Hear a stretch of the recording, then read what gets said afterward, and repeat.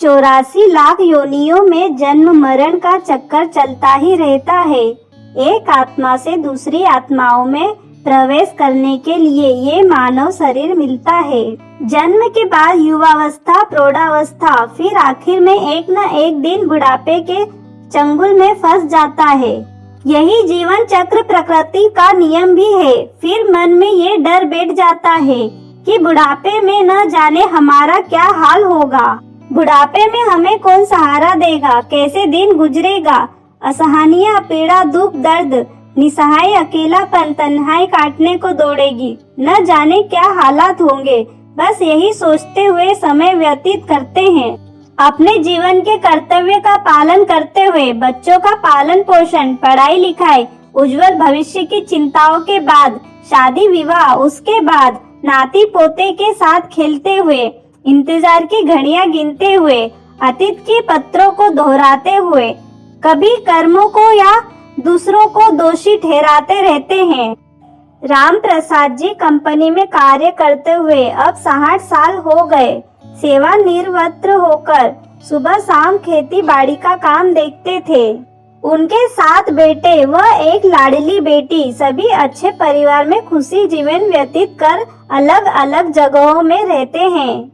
सिर्फ छोटा बेटा बहू व उनके बच्चे गांव की खेती देख रेख करते संभालते और अम्मा बाबूजी की सेवा करते।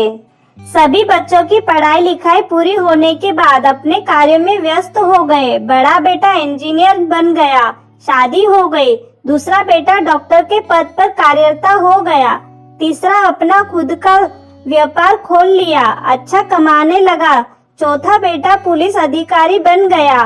पांचवा बेटा गांव में ही रहकर खेती बाड़ी संभालता। एक लौती बेटी की अच्छे परिवार में शादी कर दी। ऐसे सभी बच्चों का घर परिवार सबकी अपनी गृहस्थी बसाने के बाद ही राम प्रसाद जी निश्चिंत हो गए। अब कुछ दिनों बाद राम प्रसाद जी जीवन निवृत्त होकर आराम से जीवन जीना चाहते थे। लेकिन राम प्रसाद जी की पत्नी भी उम्र के साथ साथ कुछ न कुछ बीमारियों से जूझते रहती। कभी बीपी ऊपर नीचे होता, शुगर लेवल कम ज्यादा हो जाता। इसी दौरान शुगर लेवल ज्यादा बढ़ जाने से रोहिणी को अटैक आ गया था। शहर के अस्पताल में कुछ दिन भर्ती कराया गया। स्थिति ठीक हो गई थी, लेकिन चलने फिरने में दिक्कत हो गई थी। व्हील चेयर पर ही बैठी रहती। एक तरफ का शरीर पूरी तरह काम करना बंद कर दिया था। राम प्रसाद जी रोहिणी की सेवा खुद करते थे, बाकी बेटा बहू संभाल लेते थे। सारी सुख सुविधा के बावजूद अपना हर कार्य स्वयं करते और स्वस्थ रहते। बुढ़ापे में ऐसा लगता जैसे सभी बच्चे आसपास मौजूद रहे और ऐसी स्थिति में बुढ़ापे की लाठी बनकर सहारा दे।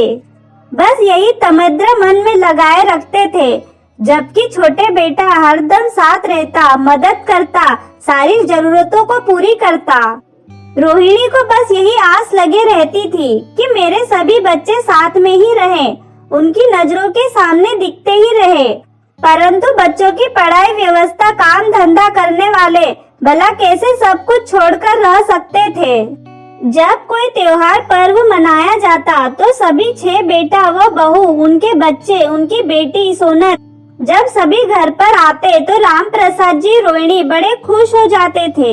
मानो ऐसा लगता था कि अब सभी बच्चे बस यही हमारे ही पास गांव में ही रहे।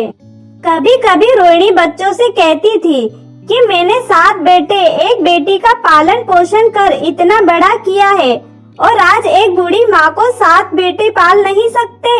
क्या मैं इस व्हील चेयर पर ही बैठकर तुम सबके लिए बोझ बन गई हूँ?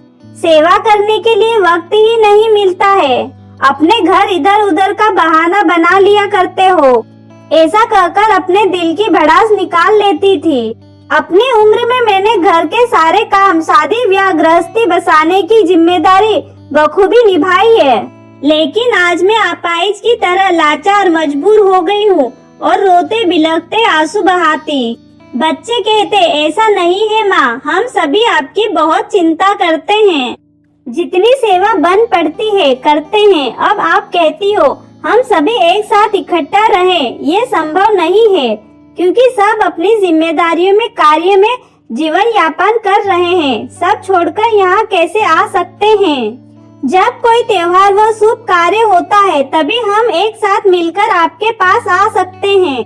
दूसरों पर आश्रित रखकर आंखों से टकटकित लगाए बेटी असहनीय पीड़ा को झेल रही थी। बुढ़ापा एक असहनीय दर्द है जो सभी को झेलना पड़ता है, लेकिन समय रहते हुए सेवा भावना स्नेहिल प्रेम रूप मलहम लगाने से दर्द कम हो जाता है।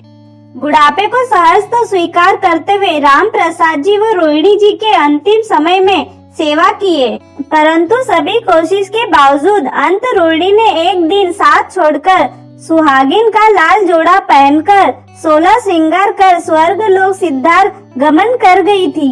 अब अधेड़ उम्र बुढ़ापे में हम सफर संगिनी रोहिणी ने अकेला छोड़ दिया था।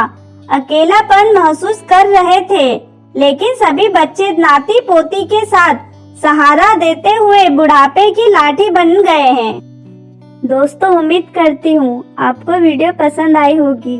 वीडियो पसंद आए तो लाइक करें और शेयर करें। ऐसी ही न्यू कहानियों के लिए चैनल को सब्सक्राइब करें।